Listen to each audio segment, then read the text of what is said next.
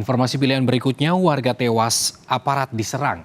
Saudara, kericuhan pecah di Kabupaten Puncak Jaya, Papua Tengah. Ratusan orang menyerang aparat keamanan dan membakar kendaraan.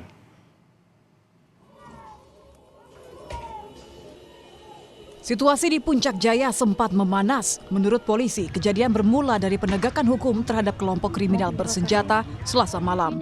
Saat itu, 3 orang yang diduga KKB tewas dan dibawa ke RSUD Mulia untuk diidentifikasi. Keesokan harinya, keluarga korban bertemu dengan Forkopimda Puncak Jaya. Keluarga korban sempat emosi dan massa menyerang aparat di sekitar RSUD Mulia. Massa juga merusak dan membakar sejumlah kendaraan milik TNI Polri yang diparkir di halaman rumah sakit.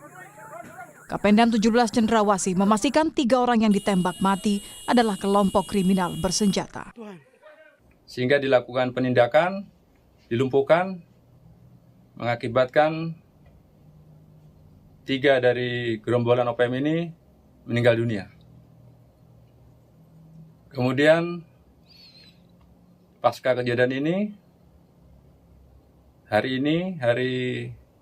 Rabu 17 Juli 2024 sudah diadakan mediasi, namun ternyata ada provokasi sehingga terjadi pengerusakan.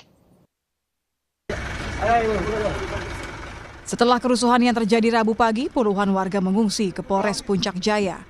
Mereka khawatir terjadi serangan susulan yang dilakukan pihak keluarga korban penembakan aparat. Polri kini memastikan kondisi terkini di Puncak Jaya sudah kondusif. Vindi Rakmeni, Kompas TV, Puncak Jaya, Papua Tengah.